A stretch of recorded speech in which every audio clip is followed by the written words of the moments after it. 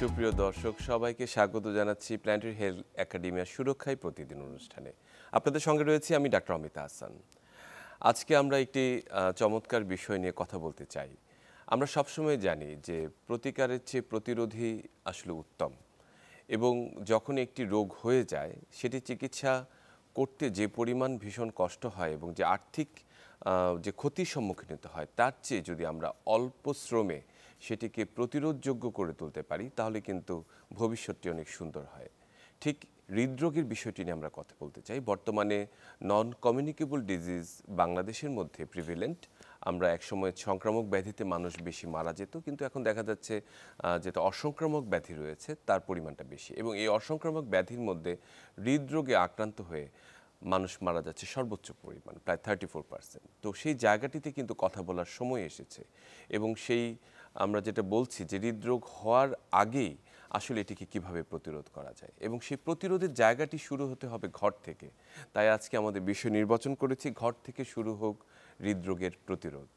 এবং ছোট ছোট কিছু বিষয়গুলো যদি আমাদের জীবনের সাথে আমরা অভিযোজিত করতে পারি তাহলে কিন্তু ভবিষ্যতে আমরা হৃদরোগকে প্রতিরোধ করতে পারি। এবং এই চমৎকার বিষয়টি নিয়ে আজকে কথা বলার জন্য আমরা স্টুডিওতে আমন্ত্রণ জানিয়েছি ডক্টর সোহেল রেজা চৌধুরী, অধ্যাপক ও বিভাগীয় প্রধান, এপিডেমিওলজি ও গবেষণা বিভাগ, ন্যাশনাল হার্ট ফাউন্ডেশন হাসপাতাল ও research institute. Doctor Sohel Reza Chowdhury, আপনাকে স্বাগত আমাদের অনুষ্ঠানে। আসসালামু আলাইকুম, ধন্যবাদ।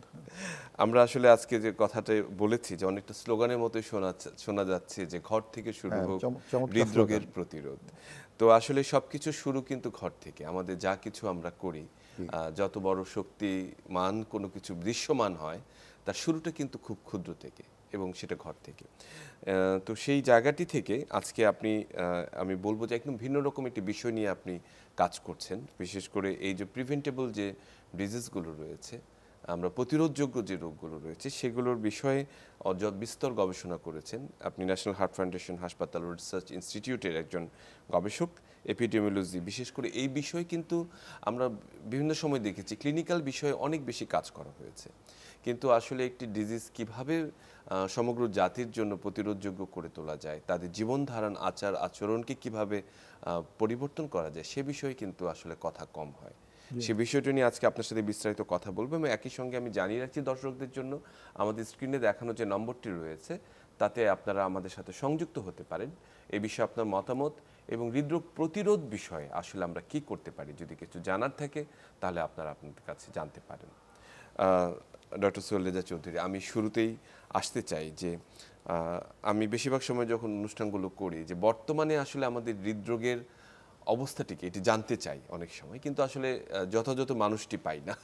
আজকে আমি একদম যথাযথ মানুষটি পেয়েছি যে বর্তমানে বাংলাদেশের এই অসংক্রামক ব্যাধিতে কার্ডিওভাস্কুলার ডিজিজ যেটি বা হৃদরোগ রয়েছে তার বর্তমান সার্বিক পরিস্থিতিটি কি, সার্বিক মানে বর্তমান বিশ্বের সঙ্গে মিলিয়ে। ধন্যবাদ। এটা একটা খুব গুরুত্বপূর্ণ ব্যাপার, কারণ আমাদের তো বর্তমানে আমরা কোন অবস্থায় আছি এটা জানতে পারলে ঠিক মতো তাহলে আমরা আমাদের কী ধরনের পদক্ষেপ নিতে হবে সেটা আমরা পরিষ্কারভাবে বুঝতে পারি। তো আমাদের যদি বাংলাদেশে এখন রোগ শোকের যে ধরন সেটার দিকে দেখি, বেশিরভাগ মানুষ কিন্তু মারা যাচ্ছে, এটা মৃত্যু হচ্ছে আমাদের নন কমিউনিকেবল ডিজিজ বা অসংক্রামক রোগে, যেটা আপনি আগে বললেন যে সংক্রামক রোগ কমে গেছে, এবং সেটা কমে গেছে অনেক কারণ আছে। ধারাবাহিকভাবে পদক্ষেপ নেওয়া হয়েছে, বেশ কিছু শিশু মৃত্যুর হার কমেছে, অন্যান্য ইপিআইয়ের মাধ্যমে বাচ্চাদের যে আগে মারা যেত যেগুলো সেগুলো কমে গেছে, টিউবারকুলোসিস বা যক্ষা কমেছে। কিন্তু সেই সাথে আমরা দেখেছি যে আমাদের অসংক্রামক রোগ, যেটা মেইনলি আমরা বলছি হৃদরোগ, স্ট্রোক বা সেরিব্রোভাস্কুলার ডিজিজ, ক্যান্সার এবং আমাদের শ্বাসতন্ত্রের রোগ সিওপিডি বা ব্রঙ্কাইটিস, এই চারটা, এবং ডায়াবেটিস, এই 4-5টা রোগ এখন আমাদের সবচেয়ে বেশি মৃত্যুর কারণ। এবং যদি আমরা কারণগুলো 1 নম্বর 2 নম্বর করে সাজাই, 1 নম্বরে হচ্ছে হৃদরোগ, ইস্কেমিক হার্ট ডিজিজ। এখন পৃথিবীর অনেক দেশে ইস্কেমিক হার্ট ডিজিজ হয়, আমাদের হৃদরোগে মানুষ মারা যায়, এবং যেহেতু আমাদের গড়পরতা আয়ু বাড়ছে, আমাদের এখন আয়ু প্রায় 72 বছর লাইফ এক্সপেক্টেন্সি যেটা বলি, সুতরাং বেশি বয়স হলে এই ধরনের রোগ হবে সেটা অনেক সময় আমরা মনে করি। কিন্তু বাংলাদেশ বা আমাদের মতো উন্নয়নশীল দেশগুলোতে যেটা সমস্যা দেখা দিয়েছে, এই হৃদরোগ বা স্ট্রোক যেটা হচ্ছে অপরিণত বয়সে। আমাদের প্রায় 50% অসংক্রামক রোগ, বিশেষ করে হৃদরোগ, এগুলা আমাদের 70 বছর বয়সের আগে হয়। তার মানে একটা প্রিম্যাচিওর ডেথ আমাদের দেশে অনেক বেশি। এবং আপনারাও দেখবেন আমাদের অনেক পরিবারই এখন 50-60 বছর বয়সে হার্ট অ্যাটাক, স্ট্রোক ইত্যাদি নিয়ে আছে।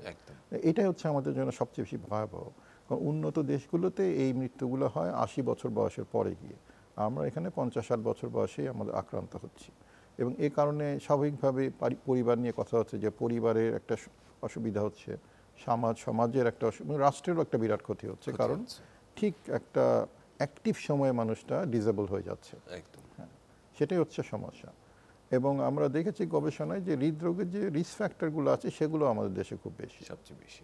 আমরা সে বিষয়টা নিয়ে আসবো, তবে তার আগে একটু জানতে চাই যে আসলে যেটি প্রতিরোধের যে বিষয়টি, মানে আমরা প্রিভেন্টিভ যে ব্যাপারটি বলছি বা প্রিভেন্টিভ কার্ডিওলজি বা এই বিষয়টি কিন্তু এখন সমগ্র বিশ্বে ভীষণভাবে গুরুত্ব পাচ্ছে। যে ওর অসুখটি হওয়ার জন্য বসে থেকে অপেক্ষা না করার চেয়ে সেটি সোশ্যালি কিভাবে প্রতিরোধ করা যায়। তা আসলে এই প্রিভেনশনের জায়গাটি অসংক্রামক ব্যাধির ক্ষেত্রে কতখানি গুরুত্বপূর্ণ? না, এটা খুবই গুরুত্বপূর্ণ। এবং এই প্রিভেনশনের অ্যাক্টিভিটিগুলো ঠিক মানে যে খুব ভালোভাবে নেয়াতে আমরা দেখেছি কিন্তু উন্নত বিশ্বে এখন হৃদরোগের মৃত্যুর হার কমে যাচ্ছে এবং ভালোই কমে যাচ্ছে। সেখানে আমরা ঠিক উল্টো পথে আছি। তো কেন হলো? ওরা পারলো আর আমাদের দেশে আমরা পাচ্ছি না। এটা এমন কোনো রকেট সায়েন্স না যে যেটা আসলে আমরা ইমপ্লিমেন্ট করতে পারবো না। কারণ হৃদরোগের কারণগুলো আমরা পরিষ্কারভাবে জানি। হ্যাঁ, মানে মোটা দাগে আমরা যেটা বলি যে তামাকের স্মোকিং বা তামাকের ব্যবহার, তারপরে আপনার ওজন বেড়ে যাওয়া, তারপরে এই উচ্চ রক্তচাপ থাকা, ফিজিক্যাল অ্যাক্টিভিটি এগুলো কম করা, হ্যাঁ, খাবারের মধ্যে চর্বি জাতীয় খাবার যদি বেশি থাকে এবং লবণ বেশি খাওয়া, এই কয়েকটা জিনিস কিন্তু আমরা জানি এবং এটা পরীক্ষিত যে এগুলো যদি আমরা কন্ট্রোল করতে পারি হৃদরোগ কমে যাচ্ছে। মডিফায়েবল কিছু কিছু জিনিস আছে সেটা হয়তো আমরা মডিফাই করতে পারবো না, যেমন বয়স বাড়লে হবে সেটা তো পরিবর্তন করা যাবে না, বা পরিবারে সেটা যদি আগের থেকে আমরা জানতে পারি সেটা করা যায়, কিন্তু পরিবর্তন হয়তো খুব একটা করা যাবে না। কিন্তু প্রায় 70-80% হৃদরোগী আমরা আসলে কমিয়ে আনতে পারি। আমাদের প্রতিরোধের বিষয়টি নিয়ে আমরা নিশ্চয়ই কথা বলবো, তবে তার আগে একজন দর্শক আমাদের সঙ্গে যুক্ত আছে, তার মতামতটি শুনি। দর্শক, আপনার নাম এবং পরিচয় জানিয়ে প্রশ্নটি করুন। আসসালামু আলাইকুম। ওয়ালাইকুম সালাম। ইকবাল, নাগাইশ, ব্রাহ্মণপাড়া, কুমিল্লা থেকে বলছি। জি জি। স্যারের কাছে আমার একটা প্রশ্ন হলো যে আমরা এই শুনতে পাই যে আপনার ভাত বেশি খেলে, গোশত, দুধ এই জাতীয় খাবারগুলো যদি বেশি পরিমাণে খাওয়া হয় সেটা নাকি হার্টের এটার প্রভাব পড়ে আর শরীরে আপনার চর্বি জমে যায়। এটা আসলে কি কতটুকু সত্য, এই বিষয়টা একটু জানতে চাচ্ছি। আর আমরা এই হৃদরোগ থেকে মুক্ত থাকতে হলে আমাদেরকে প্রতিদিন রুটিন মাফিক কোন কোন কাজগুলো করতে হবে, এই বিষয়টা একটু একটু মানে সহজভাবে বুঝিয়ে বলবেন। আসসালামু আলাইকুম। জি, ধন্যবাদ ইকবাল সাহেব, আপনি চমৎকার একটি প্রশ্ন করেছেন। আমি আসলে সকালে এত চমৎকার প্রশ্ন পেয়ে অভিভূত। আমি অতিথির কাছে যাচ্ছি যে ইকবাল উনি কুমিল্লা থেকে বলছেন যে বিশেষ করে খাদ্যাভ্যাসটি, উনি এটি বিষয়ে কথা বলেছেন যে বিশেষ করে আমরা বলা যায় যে ভেতো বাঙালি বলে একটি প্রচলিত শব্দ আছে যে আমরা ভাত বেশি খাই স্টেপল ফুড হিসেবে, এবং উনি বলছেন যে ভাত বেশি খাওয়ার কারণে আসলে একটা ক্ষতিকর প্রভাব কতখানি হৃদরোগের উপরে। একই সঙ্গে প্রশ্ন করেছেন যে প্রতিদিন আসলে কি অ্যাক্টিভিটি করলে হৃদরোগ থেকে, যদি আমরা আসবো আমাদের প্রশ্নে রয়েছে, বাট এই যে খাদ্যাভ্যাসের বিষয়টি নিয়ে একটু কথা বলতে, এটা খুবই গুরুত্বপূর্ণ। খাদ্যাভ্যাস নিয়ে প্রশ্ন করেছেন, কারণ এটা আমাদের আসলে দৈনন্দিন একটা মানে কাজ। আমরা খাবো তো, আমরা তো খেতেই হবে। এবং যেটা উনি বলেছেন ভাতের কথা, না, এখানে ভাতকে সরাসরি মানে আলাদা করার কোনো প্রয়োজন নাই। যেটা হচ্ছে যে ভাত কার্বোহাইড্রেট, তো ভাত এখানে বলা হয় যে কার্বোহাইড্রেটের পরিমাণটা খুব বেশি হলে সেটা একটা বয়সের পরে গিয়ে এটা আমাদের ওজন বৃদ্ধিতে সহায়তা করে। হ্যাঁ, তবে আমি বলবো না যে ভাত কম খেতে হবে সেটা, কিন্তু পরিমিত খেতে হবে, যেটা দিয়ে আপনি আপনার 2000 ক্যালোরি মতো খাবার গায়ে আসে বা আপনি আপনার কাজগুলো করতে পারেন। কিন্তু যেটা আমরা বলি যে চিনির পরিমাণ, হ্যাঁ, ভাতও শর্করা, চিনিও শর্করা, কিন্তু চিনিতে যে আমরা খাই সেটা খুব সহজেই আমাদের কি বলে পরবর্তীতে একটু বয়স হয়ে গেলে অতিরিক্ত মেদের সৃষ্টি করে, কারণ হয়ে থাকে। এবং সেখান থেকে আমাদের অন্য অন্য রোগগুলো হতে পারে, উচ্চ রক্তচাপ বা ডায়াবেটিস, এগুলো হতে পারে। হ্যাঁ, তো ভাত পরিমিত খাবেন এবং আর আরো কয়েকটা প্রশ্ন করেছেন, সেটাকে আমরা এখন উত্তর দেবো যে আর কি কি করা দরকার। না, এটা আমরা হয়তো আমাদের সামনে আসবো। আপনি অনুষ্ঠানটি শুনতে থাকুন, আপনার প্রশ্নের উত্তরটি পেয়ে যাবেন। আচ্ছা, ডক্টর সোহেল রেজা চৌধুরী, আমরা যে বিষয়টি নিয়ে কথা বলছিলাম, যে রিস্ক ফ্যাক্টর নিয়ে কথা বলছিলাম, যে আমাদের আসলে প্রতিরোধ করতে হলে জানতে হবে প্রথমে যে কি প্রতিরোধ করতে হবে, এবং সেই জায়গাটি আপনি বলেছেন। তার মধ্যে আমরা যদি একদম ঘর থেকে শুরু করি, ছোটবেলা থেকে যে বাবা মা যে খাদ্যাভ্যাসটি সন্তানকে করাবেন বা যে নিয়মগুলো তাদেরকে শেখাবেন ফ্রম দ্য ভেরি বিগিনিং, যেটা তার সারা জীবনের সঙ্গে সঙ্গী হবে, সেই জায়গাটিতে আমাদের কতখানি কাজ করা দরকার বা কি করা উচিত আসলে? হ্যাঁ, এটা ভালো। এটাকে আমরা বলি আসলে লাইফ কোর্স অ্যাপ্রোচ। একেবারে জীবনের প্রথম থেকেই আমাদের হৃদরোগ প্রতিরোধে যদি আমরা কাজগুলো করি, তাহলে কিন্তু ভবিষ্যতে আমাদের হৃদরোগ কম হবে। এখন লাইফ কোর্স অ্যাপ্রোচ কিন্তু বাচ্চা যখন মায়ের পেটে থাকে তখন থেকে শুরু হয়। বলা হয়ে থাকে যদি মায়ের নিউট্রিশন যদি ভালো থাকে এবং যদি অ্যাডিকুয়েট হয়, তাহলে কিন্তু ভবিষ্যতে যে বাচ্চা জন্ম নেবে সেই বাচ্চা বড় হয়ে তার হৃদরোগের ঝুঁকি কম থাকে বা ডায়াবেটিসের ঝুঁকি কম থাকে। সুতরাং আমাদের দেশে যে ম্যালনিউট্রিশনে যদি মায়েরা যদি গর্ভকালীন সময় ম্যালনিউট্রিশনে ভোগেন, সেটাও কিন্তু হৃদরোগের একটা কারণ হয়ে দাঁড়ায়। সুতরাং লাইফ কোর্স অ্যাপ্রোচে প্রথমে ওই মায়ের নিউট্রিশনটা ঠিক করতে হবে। পরবর্তী যখন ছোটোবেলায় একেবারে ছোটোবেলায় থাকবে, তখন যেটা চেষ্টা করা হয় যে লবণ এবং চিনি, এই দুটো জিনিস যেন বাচ্চাদেরকে আসক্তি তৈরি না করা হয়। যে খাবারে লবণ কম দেওয়া থাকতে হবে এবং অতিরিক্ত চিনি জাতীয় খাবার করতে হবে, কারণ এগুলো চিনি কিন্তু এক ধরনের আসক্তি তৈরি করে। ভবিষ্যতে চিনির উপরেই থাকে এবং একটা পর্যায়ে গিয়ে চিনির কারণে যেটা বললাম যে অতিরিক্ত ওজন হয়ে যায়। আরেকটা হতে পারে যে খাবার দাবারের কথা বলি, বাচ্চাদের ফলমূল শাকসবজি খাওয়ার ব্যাপারে অভ্যস্ত করতে হবে। বিশেষ করে প্রতিদিন অন্তত একটা ফল, দেশি ফলই হোক, সেটা যেন বাচ্চারা খায়। হ্যাঁ, আর বাচ্চারা যে বাসায় থাকে বা যেখানে থাকে সেই বাসাতে তামাকের ব্যবহার বা সিগারেট স্মোকিং একেবারেই যেন না থাকে, নিষেধ করা উচিত। কারণ ওই ছোটোবেলা থেকে যদি সিগারেটের স্মোকিংয়ে এক্সপোজড হয়, তাহলে সেটা ভবিষ্যতে তার ক্ষতি করবে, হৃদরোগের ঝুঁকি হয়ে দাঁড়ায়। সুতরাং এবং তাকে শারীরিক পরিশ্রম করে খেলাধুলায় অভ্যস্ত করতে হবে।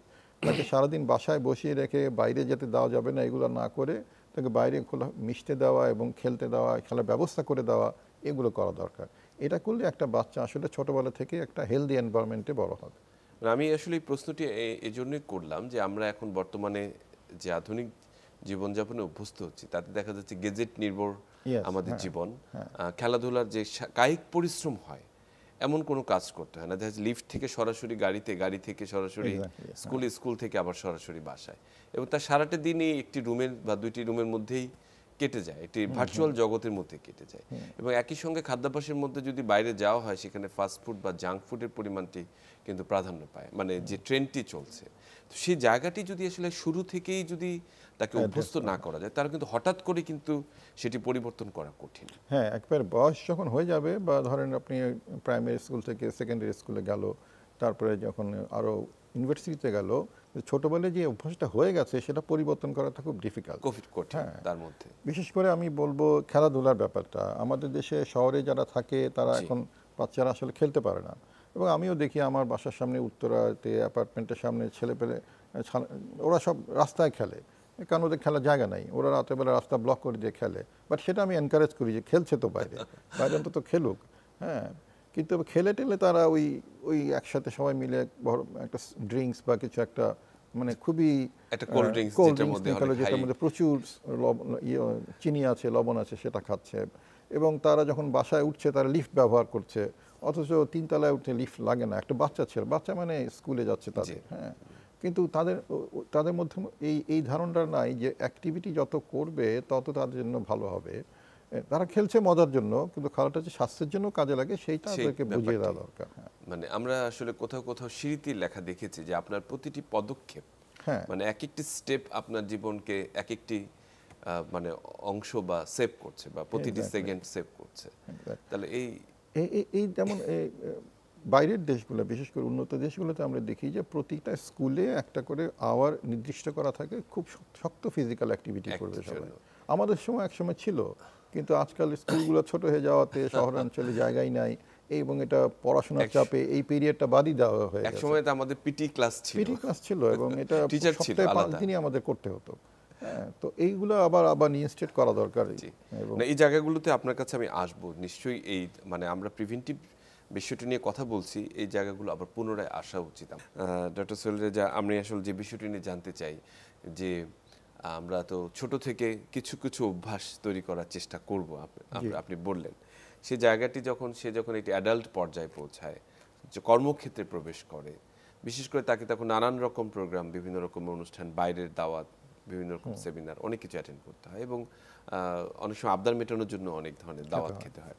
একই সঙ্গে যে লবণের বিষয়টি বললেন, যে একটি পরিবার থেকে যখন সল্টের বিষয়টি ছোটবেলা থেকে যদি অভ্যস্ত হয়ে থাকে বেশি লবণ খাওয়ার বা এক্সট্রা সল্ট খাওয়ার, তাহলে কিন্তু পরিবর্তন করা তার জন্য প্রায় অসম্ভব হয়ে দাঁড়ায়। এই লবণের গুরুত্ব আসলে কতখানি? আমরা দেখেছি, ছোটবেলায় গল্প পড়েছি যে লবণ আমরা পছন্দ করি না, কিন্তু লবণ ছাড়া আসলে হচ্ছেও না, সেটি গুরুত্বপূর্ণ। তো লবণ প্রয়োজন, নিশ্চয়ই সোডিয়াম ক্লোরাইড প্রয়োজন রয়েছে, কিন্তু কতখানি প্রয়োজন, কি পরিমাণ আসলে একজন অ্যাডাল্ট পারসন বা বাচ্চাদের লবণ খাওয়া প্রয়োজন প্রতিদিন?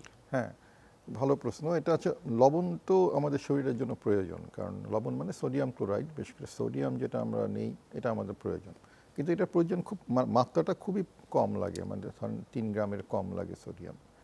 কিন্তু আমরা খাচ্ছি, কিন্তু বাংলাদেশে আমরা গবেষণায় দেখেছি প্রায় 10 গ্রামের মতো লবণ খাচ্ছি এক একজন ডেইলি, হ্যাঁ, অ্যাডাল্ট, প্রাপ্তবয়স্ক।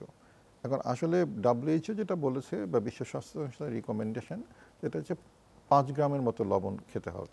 5 গ্রামের মতো লবণ বলা হয়েছে, 3 গ্রাম খেলেই চলে, কিন্তু 5 গ্রাম যেহেতু আমাদের টেস্টের একটা ইস্যু আছে, বেশি লবণ কম খেলে টেস্ট আমরা মেনটেন করতে পারি না, 5 গ্রাম পর্যন্ত তাদের স্ট্যান্ডার্ড। কিন্তু আমরা কিন্তু ডাবল খাচ্ছি একদম। এখন এটা অসুবিধাটা কি হচ্ছে? একটা বিষয় হচ্ছে যে অনেকদিন যাবত এরকম বেশি লবণ খেলে আমাদের উচ্চ রক্তচাপ হয়, এবং উচ্চ রক্তচাপের কারণে পরে আমাদের হৃদরোগগুলো খুব তাড়াতাড়ি হয়। এখন বাংলাদেশে যদি বেশিরভাগ মানুষ সেই ছোটোবেলা থেকে অতিরিক্ত মাত্রায় লবণ খেতে থাকে, তাহলে খুব স্বাভাবিক কারণেই 40-50 বছর বয়সের আগেই তার ওই উচ্চ রক্তচাপ হয়ে যাবে। এবং এটাই আমরা দেখছি বাংলাদেশে এখন প্রতি 5 জনে, 4 জন, এখন 4 জনে একজনের উচ্চ রক্তচাপ আছে, এবং যেটা কিনা একটা মূল কারণ হৃদরোগ। কারণ উচ্চ রক্তচাপ আমরা জানি যে এটা আসলে কোনো বোঝা যায় না সাইন সিমটমে, যতক্ষণ পর্যন্ত আপনি না মাপছেন ততক্ষণ পর্যন্ত বোঝা যাচ্ছে না। এই জন্য যখন মানুষ নতুন চাকরি করছে বা ইয়াং অবস্থায়, তারা তো আর বেশি একটু অসুস্থ হয় না, ডাক্তারের কাছেও যায় না, মাপার সুযোগটা খুব কম। এবং তারা বেশিরভাগ ক্ষেত্রে আমরা দেখি হার্ট অ্যাটাক নিয়ে যখন আসে, তখন ধরা পড়ে যে তার উচ্চ রক্তচাপ ছিল। হ্যাঁ, কিন্তু এটা কিন্তু উচিত ছিল যে অনেক আগের থেকে ধরে তাকে চিকিৎসার আওতায় নিয়ে আসা। তো এই যে লবণ কম খেলে অতিরিক্ত মাত্রায় উচ্চ রক্তচাপ হওয়ার ঝুঁকি অনেকাংশে বেড়ে যায়। এই জন্যই সারা পৃথিবীতে উচ্চ রক্তচাপ যদি আপনার প্রতিরোধ করতে হয়, এই জন্য লবণ গ্রহণটাকে কমানোর জন্য প্রচেষ্টা নেওয়া হচ্ছে আর কি। এবং এটার জন্য বাংলাদেশে সেরকমভাবে আমাদের স্ট্র্যাটেজি বলা হয়েছে, যেটা গুরুত্বপূর্ণ, কিন্তু কি করতে হবে সেটা নিয়ে আমাদের এখনো স্ট্র্যাটেজি তৈরি হয়নি। আমি সেটাই বলছি যে আসলে এছাড়াও কিন্তু অন্যান্য যে ফুডগুলো রয়েছে, বিশেষ করে প্রসেসড ফুড যেগুলো রয়েছে, বাচ্চারা চিপসের প্রতি আসক্ত, সেগুলোর সাথে কিন্তু অনেক অ্যাডিশনাল সল্ট মানে থাকছে। ওইটা যেটা বলছিলাম যে লবণ কোথা থেকে খাই আমরা, একটা লবণ হচ্ছে বাসার রান্নায় আমরা লবণ অ্যাড করি, বাসায় যখন রান্না করেন, সেটা আমাদের পারিবারিক, আমরা কোন ধরনের টেস্ট পছন্দ করি সেটার উপর ডিপেন্ড করে। আরেকটা হচ্ছে বাইরের খাবার যখন আমরা খাই, বাইরে ইদানিং তো আমাদের প্রসেসড প্যাকেজ ফুড যেগুলো, যেমন চিপস থেকে শুরু করে বিস্কিট, কেক ইত্যাদি আমরা হরহামেশা খাচ্ছি এখন, যে কোনো মিটিংয়েই এগুলো দেওয়া হচ্ছে এখন আমাকে, এবং আমরা নির্দ্বিধায় খেয়ে যাচ্ছি। কিন্তু আমরা জানি যে এই একটা বিস্কিটের প্যাকেট বা একটা কি বলে কেক খেলে কিন্তু আমার অর্ধেকের দিনে লবণের পরিমাণ খাওয়া হয়ে গেল। তো অতিরিক্ত লবণগুলো আমাদের এই বাইরের খাবার থেকে আসছে। তো বাসারটা না হয় আমি কন্ট্রোল করতে পারবো, কিন্তু বাইরেরটা তো আমার কন্ট্রোলের আওতায় বাইরে। সেই জন্য আমাদের নির্দিষ্ট পলিসি দরকার, কোন খাবারে কতটুকু পরিমাণ কোথায় লবণ থাকতে পারবে। এবং একজন দর্শক আমাদের সঙ্গে যুক্ত হতে চাচ্ছেন, আমরা তার ফোনটি নেই। দর্শক, আপনার নাম এবং পরিচয় জানিয়ে প্রশ্নটি করুন। আমার নাম লাবণী, আমি খুলনা থেকে বলছি। জি, বলুন। আমার প্রশ্ন হচ্ছে, আমার বাচ্চার বয়স হচ্ছে 2 মাস 20 দিন। আমার বাচ্চা হৃদরোগ, তার মানে হার্টের ছিদ্রর পয়েন্ট হচ্ছে 3.11। জি, এখন এটা কি কারণে হলো, এর প্রতিকার কি, এই বিষয়ে একটু জানান। জি, আমরা বুঝতে পেরেছি। মানে আসলে এটা কনজেনিটাল হার্ট ডিজিজ যেটা আমরা বলি, যে কোনো একটি যে পার্টিশন রয়েছে, হার্টের যে সেপ্টাম রয়েছে, তার মধ্যে একটি ছিদ্র উনি পেয়েছেন ছোটবেলায়, এখন উনি কি করবেন এই বিষয়ে জানতে চেয়েছেন। হ্যাঁ, এটাও একটা গুরুত্বপূর্ণ। বাংলাদেশে কিন্তু এই যে কনজেনিটাল হার্ট ডিজিজ বা জন্মগত হৃদরোগের প্রকোপ বেশ ভালোই আছে, এবং আমরা এটা সেরকম কোনো গবেষণা নাই আমাদের যে কি পরিমাণ আছে, কিন্তু আমরা দেখছি আমাদের হাসপাতালেও দেখেছেন আপনি, এনআরসিভিতে তো প্রচুর রোগী জি আছে। জি অবশ্যই। এবং উনি যেটা বললেন, ওনার যেহেতু ছিদ্র আছে এটা ধরা পড়েই গেছে, এবং এটা সাধারণত অপারেশন করে এটার চিকিৎসা নিতে হয় আর মানে কি। এখন আধুনিক চিকিৎসা রয়েছে যে আসলে কোনো কেটে করতে হয় না, অনেক সময় অনেক আমরা সময় না যেটা কেটেও যদি করা যায়। সেটি যোগ্য হয় তাহলে সেটিকে হয়তো মানে বোতামের মতো একটি দিয়ে আটকে দেওয়া বন্ধ হয়, করে দেওয়া করে যায়। তো দেওয়া সেটা ওনারা এ বিষয়ে যারা বিশেষজ্ঞ আছেন ডাক্তার, ঢাকাতেও আছে, বিভিন্ন আমাদের মেডিকেল কলেজ হাসপাতালগুলোতে আছে, ওখানে দেখা করলে জি, বোধহয় উনি ভালো পরামর্শ জি, পাবেন। এটা আপনি সরাসরি দেখিয়ে ইকো করে তারপরে সেটি ব্যাপারে কথা বলতে হবে। জি। অনেক সময় অবজারভেশনও রাখতে হয়, কিছু হ্যাঁ, সময় অপেক্ষা করতে হয় যদি সেটা বিশেষ করে আমরা বলছি যে ভেন্ট্রিকুলার সেপ্টাল ডিফেক্ট যদি হয় তাহলে অনেক সময় হয়তো বয়সের সঙ্গে সেটি নিজে বন্ধ অটোমেটিকও হয়ে যেতে পারে, হ্যাঁ। মানে রিমুভ হয়ে যায়, ঠিক হয়ে যায়, সেটি দেখতে হবে আসলে কোথায় আছে। অসংখ্য ধন্যবাদ দর্শক। আমরা যে আলোচনাতে ছিলাম যে সরকারি লেভেলে বা গভর্নমেন্ট লেভেলে যে পলিসি দরকার এই প্রতিরোধের জন্য, প্রিভেন্টিভ কার্ডিওলজির জন্য, সেটিতে আসলে আমরা কতখানি পিছিয়ে আছি।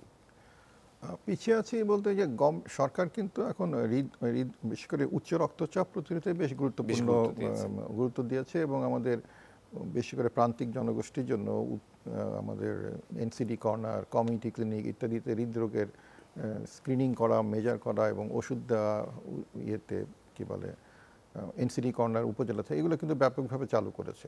তবে এটা খুব ব্যয় সাপেক্ষ এবং এখানে ওষুধটা নিয়মিত দিতে হবে, তো সেজন্য প্রয়োজনীয় রিসোর্স বরাদ্দ এখনও আমরা আশা করছি সরকার সামনে দিবেন। এটা একটা। আরেকটা হচ্ছে হৃদরোগ প্রতিরোধের ক্ষেত্রে লবণ যে কম খাওয়াতে হবে আমরা যেটা বলছি, বা মানুষের যে হেলদি বিহেভিয়ার, যে একটু আগে প্রশ্ন করেছিলেন একজন কি কি করা দরকার যে হৃদরোগ প্রতিরোধে, একটা আমরা বলছি যে লবণ কম খেতে হবে, একটা বলছি ফিজিক্যাল অ্যাক্টিভিটি করতে হবে, প্রতিদিন অন্তত আধা ঘন্টা কোনো ধরনের ফিজিক্যাল অ্যাক্টিভিটি করতে হবে, সেটা হাঁটাটাই সবচেয়ে বেশি ইজিয়ার, অন্যান্য ব্যায়ামও করতে পারে, সাঁতার কাটতে পারে, যেগুলো কিন্তু আধা ঘন্টা অন্তত মিনিমাম করতে হবে। আর তামাকের ব্যবহার খুব ব্যাপক আমাদের দেশে, সিগারেট স্মোকিং, জর্দা, সাদা পাতা, গুল, এটাকে ছেড়ে দিতে হবে। একজন অ্যাডাল্ট যিনি ধরবেন না সামনে, আর যিনি এখন ব্যবহার করছেন এটা ছেড়ে দিবেন, ব্যাপক লাভ হবে উনি যদি এটা ছেড়ে দিতে পারেন, বিশেষ করে হৃদরোগ প্রতিরোধের ক্ষেত্রে।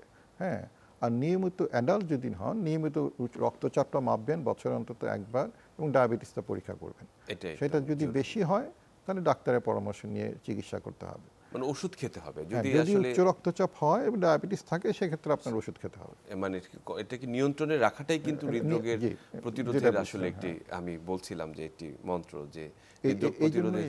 এই জন্যই বলছিলাম আমরা যে উচ্চ রক্তচাপ নিয়ন্ত্রণ কার্যক্রম যেটা চলছে, এটা কিন্তু একেবারে প্রান্তিক পর্যায়ে ওষুধ দেওয়া হচ্ছে এবং বিনা পয়সা দেওয়া হচ্ছে, এবং সবার সেটা সুযোগটা নেওয়া উচিত। এবং আমরা দেখেছি, আমি আসলে আমার সৌভাগ্য হয়েছে দু একটি সেন্টার দেখার জন্য, এটি দারুণ একটি বিষয়। সেখানে অটোমেটেড মেশিন রয়েছে, প্রেসার মাপার, খুব সহজে যেন মাপতে পারে লোকজন এসে, এবং এই যে তাকে 1 মাস বা 2 মাসের ওষুধ দিয়ে দেওয়া হচ্ছে একসঙ্গে, আমরা এখন 1 মাসের ওষুধ সরকার থেকে দিয়ে দেওয়া হচ্ছে, এবং পরবর্তীতে সে বেশিরভাগ ক্ষেত্রে আমি আরেকটি কথা বলি যে মানুষ এই যে ড্রাগ কমপ্লায়েন্স, হৃদরোগের বা উচ্চ রক্তচাপের ওষুধ যখন আমরা দিয়ে থাকি, কিছুদিন পর যখন ওষুধ খেয়ে সেটি স্বাভাবিক হয়, তারা ওষুধ খাওয়াটি ছেড়ে দেয়। হ্যাঁ, এই সচেতনতার জায়গাটিতে আপনারা কোনো কাজ করছেন কিনা? কারণ এটাও প্রিভেনশনের একটি এটা খুবই গুরুত্বপূর্ণ। কমপ্লায়েন্স আমরা মনে করি যে আমার তো কমে গেছে আর না খেলেই চলবে, বারবার ওষুধ আনতে হয়, এটা আমরা উপজেলা পর্যায়ে নার্সদের মাধ্যমে কাউন্সেলিং করার চেষ্টা করছি, এবং ডাক্তার শব্দের বলা হয়েছে যেন পরিষ্কারভাবে বলে দেয়। আর আমরা আরেকটা যেটা কাজ করছি এখন, যারা আমাদের রেজিস্টার্ড রোগী আছে তাদেরকে ফোন করা হচ্ছে, 1 মাস পরে যদি না আসে তারা যেন আবার ফোন করে আসে। সে উপজেলা থেকে যদি একটা ফোন যায়, রোগীরা আসলে এটা আসে এবং ওষুধগুলো নিয়ে যায়। ওষুধটি তারা তো বিনামূল্যে পাচ্ছে। এটা একটা বিশাল কিন্তু ইন্টারভেনশন। আমি বিষয়টি ভীষণ গুরুত্বপূর্ণ আমি শুনেছি, সেটি হচ্ছে একটি আমাদের যে ডেইলি ইনটেক বা লবণ নিয়ে যে গবেষণাটি, আসলে সল্টের পরিমাণটি কিরকম হতে হবে, আমরা কি করছি, কি করা উচিত, এই বিষয় নিয়ে হঠাৎ করে কেন আপনারা গবেষণাটি করলেন, এবং সেটি আসলে আমাদের জন্য কি পরিমাণ আমাদের জন্য উপকার করতে পারে, এই বিষয়টি একটু বলুন। হ্যাঁ, আসলে লবণ গ্রহণ যদি কমে যায়, এটা যে স্ট্রোকের মৃত্যু এবং ব্লাড প্রেশার কমায়, এটা কিন্তু বিভিন্ন দেশে একেবারে পরীক্ষিত, যেমন জাপানে আছে, ফিনল্যান্ডে আছে, অন্যান্য দেশেও লবণ ওরা কমিয়ে এনেছে এবং সেই সাথে কমেছে। এখন বাংলাদেশে আমরা দেখেছি যে উচ্চ রক্তচাপ অনেক বেশি হার, এবং ওষুধ দিয়ে তো আমরা সবাইকে ট্রিটমেন্ট করতে পারবো না, সেটা আমাদের আর্থিক এবং এটা সম্ভব না যে সবাইকে, কিন্তু আমরা যদি সবাই যদি লবণ কম খায় তাহলে ধীরে ধীরে সবার ব্লাড প্রেশার আস্তে আস্তে কমে আসবে, এবং সেই চেষ্টাটা একেবারে ঘর থেকেই শুরু করতে হবে। ঘরে রান্না করার সময় লবণ কম দিবেন, এবং এখন যেহেতু আমরা বাইরের খাবার বেশি খাচ্ছি, বাইরের খাবারগুলোর মধ্যে লবণ কম থাকে। এখন আমরা একটা গবেষণা দেখেছি বাংলাদেশে সবচেয়ে বেশি যে ধরনের এই প্যাকেজ ফুড বিক্রি হয়, প্রসেস ফুড, সেগুলোর মধ্যে কিন্তু কোনোটার লেভেলই হেলদি লেভেলে নাই লবণের পরিমাণ। লবণ, চিনি, মানে স্বাদ বাড়ানোর জন্য সেটাকে অ্যাডিশনাল, এগুলো অনেক বেশি মাত্রায় আছে, হ্যাঁ, অস্বাস্থ্যকর মাত্রায় যেটা বলি। এবং কেন লবণ দেয় সেটা আপনি যেটা বললেন যে স্বাদ একটা আছে, লবণ দিলে খাবারটা টেকে অনেক দিন, ইত্যাদি ইত্যাদি কারণ আছে। এখন এইগুলোকে কিভাবে কমানো যায়, হেলদি লেভেলে আনা যায়, সেটার একটা নীতি থাকা দরকার। আমাদের দেশে কয়েকটা অর্গানাইজেশন আছে, গভর্নমেন্টের এজেন্সি আছে, যেমন ফুড সেফটি অথরিটি আছে, নিরাপদ খাদ্য কর্তৃপক্ষ, Bangladesh standards and testing institute, BSTI, ওনারা কিন্তু খাবারের মানকে কীরকম হবে এটা নির্ধারণ করে দেন। এখন আমাদের সবচেয়ে প্রথমে দরকার সবার সাথে বসে একটা সল্টের পলিসি তৈরি করা। আমরা আসলে কতটা অ্যালাউ করব এক একটা খাবারে থাকার, ক্লিয়ার কাট একটা পলিসি অ্যালাউ করা। শুধু সেটা না, এখন সল্টের যেমন সোডিয়াম ক্লোরাইডটা আমাদের জন্য ক্ষতিকর, সোডিয়ামটা ক্ষতিকর। আমরা যদি সোডিয়াম ক্লোরাইডের মধ্যে অন্য কোনো একটা যেমন পটাশিয়াম ক্লোরাইড যদি অ্যাড করে দেই, তাহলে কিন্তু আমাদের লবণের সোডিয়াম গ্রহণের পরিমাণটা কমে যাচ্ছে। এটাকে লো সোডিয়াম সল্ট বলে। এটা অনেক দেশে ব্যবহার হচ্ছে, বিশেষ করে চায়নাতে। এটাতে কিন্তু ব্লাড প্রেশার কমে আসে। ইত্যাদি অনেকগুলো ধরনের পদ্ধতি আছে পাবলিক হেলথ ভাবে অ্যাড্রেস করা যায়। তো সেগুলো আমরা আসলে আমাদের একটা নীতি দরকার, যেগুলো আমরা করব কিনা, সবাই যদি আমরা একমত হই যে এটা করব, তাহলে আমরা সে ব্যাপারে পদক্ষেপ নিয়ে কাজ করতে পারি। আমাদের খুবই চমৎকার বলেছেন। এবং একই সঙ্গে আমি এটাও বলতে চাই, অনেকের কিছু ভুল ধারণা রয়েছে, যেমন লবণ, এক্সট্রা সল্ট বা পাতে লবণ খাওয়াটা যেরকম একটি প্রচলিত প্রথা, বিশেষ করে একেবারেই গ্রাম বাংলায় বা প্রান্তিক জনগোষ্ঠী, তারা তো লবণ ছাড়া ভাত খেতেই বসবে না যদি।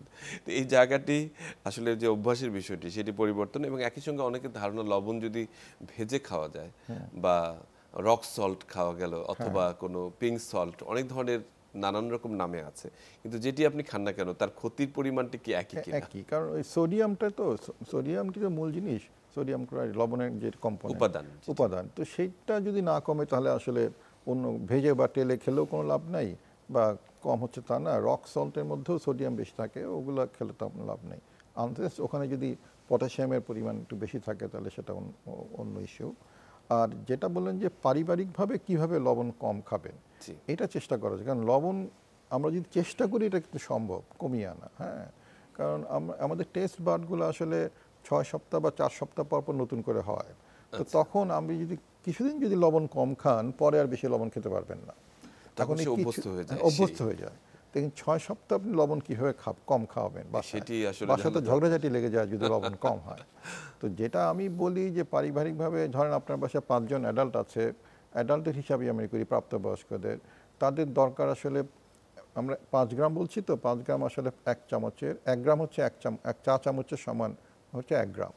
তো সেই সকালবেলাটা যদি ওই 5 চা চামচ আমরা লবণ আলাদা করে নিয়ে রাখি, এবং সারাদিন যদি আমরা ওইটা দিয়েই রান্না করি, তাহলে কিন্তু আমরা অ্যাটলিস্ট বাসায় এনশিওর করতে পারলাম যে সবাই 5 গ্রামের মধ্যে আছে। এখন অনেককে আমি বলে দেখেছি, তারা বলে এই লবণে রান্না হবে না, এটা হচ্ছে না। হ্যাঁ, হতে পারে প্রথম দিকে হয়তো হবে না, বা আপনি একটু বাড়িয়ে নিলেন, পরে আস্তে আস্তে কমালেন, কিন্তু এইভাবে আস্তে আস্তে কমিয়ে আনা যায়। একবারে হঠাৎ হুট করে বাসায় কমানো যায় না, কারণ টেস্টের ব্যাপার, এটা অনেক দিন যাবত আমাদের চলে আসছে। কিন্তু যদি চেষ্টাটা থাকে তাহলে কিন্তু কমিয়ে আনা সম্ভব। জি, মানে 5 গ্রাম লবণে আসলে বলা হবে একটি তরকারি বোধহয় হবে না। হ্যাঁ, প্রথম কথাই হচ্ছে এটা কিছু হবে না। ধরেন আমার তো 1 চা চামচ, আমি বললাম একজনের জন্য, 5 চা চামচ নিয়ে যদি আলাদা সকালবেলা রেখে দেয় যে এইটা দিয়ে আমি রান্না করব, অনেকে বলবে এটা সম্ভবই হবে না। মানে 1 চা চামচে আসলে 5 গ্রাম লবণ থাকে, হ্যাঁ, যেটি আমরা বুঝতে পারছি। আচ্ছা, খুব চমৎকার করে আসলে হিসাবটি আসলে আমাদের করতে হবে। আরেকটি বিষয় নিয়ে যেটি কথা বলতে চাই, সেটি হচ্ছে যে অ্যাওয়ারনেস, বিশেষ করে সচেতনতা, যে আসলে হৃদরোগের যে পরবর্তী যে ভয়ঙ্কর অবস্থাগুলো রয়েছে, সেই বিষয়ে সতর্কতার বিষয়ে নিশ্চয়ই আপনারা কাজ করছেন, বা প্রতিদিন যে সংবাদ মাধ্যম হোক অথবা print media electronic media, social media, এই জায়গাগুলোতে আসলে এখন তো মানুষ সোশ্যাল মিডিয়াতে অনেক বেশি অভ্যস্ত। এই জায়গাগুলোতে আসলে কাজ করার সুযোগ আসলে কতখানি আপনারা গ্রহণ করছেন? ব্যাপকভাবে আছে, কিন্তু মুশকিল হচ্ছে যে অনেক সময় মিস ইনফরমেশনও থাকে। এটি হচ্ছে সেটি, এই মিস ইনফরমেশন ট্যাকল করা দরকার। হ্যাঁ, যেমন আমরা কিছু কিছু তেলের কথা আমরা বলি যে তেল তো আমরা বলি যে কম খেতে হবে। আমরা যদি বলি যে স্যাচুরেটেড ফ্যাট, যে স্যাচুরেটেড অয়েল যেগুলো, বিশেষ করে আমাদের কোকোনাট অয়েল ইত্যাদি, এগুলো যেন আমরা না খাই, আমরা যেন সয়াবিন বা ভেজিটেবল অয়েল খাই কথা বলি। কিন্তু সোশ্যাল মিডিয়া লক্ষ্য করলে বলবেন অনেক ধরনের ভিন্ন মতো এখানে প্রচার হচ্ছে। তো সেগুলো ট্যাকেল করাটা একটা, সেগুলোকে বোঝা দরকার যেটা সায়েন্টিফিক জায়গা থেকে আসছে কিনা। আপনার এটা মানে সব এতে প্ররোচিত হওয়া ঠিক হবে না। হ্যাঁ, অনেক সময় অনেক অনেক ধরনের কথা আমরা শুনেছি, যেমন সরিষার তেলের কথাই আমরা বলি যে আজকাল বলা হচ্ছে যে খেলে অসুবিধা কি, এটা তো, কিন্তু এটা আমরা অনেক আগে থেকে এটাকে আমরা কম খেতে বলেছি, হৃদরোগ অন্য কোনো কারণে এটা বলা হচ্ছে। কিন্তু মানুষজন আবার দেখা যাচ্ছে ইদানিং বেশি এটার প্রতি ঝুঁকে যাচ্ছে। কেউ বিক্রির জন্য আবার বিভিন্ন রকম মতবাদ প্রচার করছে। যেটি আসলে বলি যে এখন তো আমরা যাদের হয়নি তাদের নিয়ে কথা বললাম, কিন্তু যারা অলরেডি হৃদরোগে আক্রান্ত বা যাদের একটি হয়তো হৃদরোগে স্টেন্ট করা আছে অথবা ইসকেমিক হার্ট ডিজিজে ভুগছে, হার্ট ফেলিওরে ভুগছে, তাদের জন্য কিছু প্রতিরোধের কথা বলবেন কি? হ্যাঁ, সেটা খুবই গুরুত্বপূর্ণ। আমাদের প্রচুর রোগ কিন্তু হৃদরোগে আক্রান্ত হয়েছে এবং তারা ভালো চিকিৎসা পেয়ে ভালোভাবে কাজও করে যাচ্ছেন। তার পরবর্তী তাদের আবার যেন না হয় সেজন্য কিন্তু বিশেষ গুরুত্ব দিতে হবে।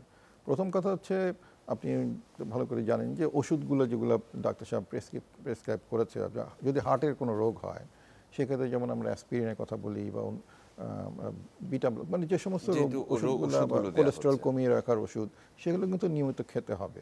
অনেক সময় আমরা দেখি যে আমার কোলেস্টেরল তো কম, আমার কোনো ওষুধ খাওয়ার দরকার নেই। এটা কিন্তু ভুল ধারণা। ডাক্তার সাহেব আপনাকে ওষুধ দিয়েই কোলেস্টেরল কমিয়ে রেখেছেন এবং এটা দরকার আছে। তো এই কথাগুলো ফলো করতে হবে। আর যে এক্সারসাইজ, এইটা কিন্তু চালিয়ে যেতে হবে। বিশেষ করে হৃদরোগীদের যখন তারা ভালো হয়ে যাবেন বা চিকিৎসা নিয়ে একটু সুস্থ থাকবেন, তখন কিন্তু এক্সারসাইজটা রেগুলার করতে হবে। এইটাই তার জন্য সবচেয়ে বেশি কাজে লাগবে পরবর্তী জন্য আবার হার্টে।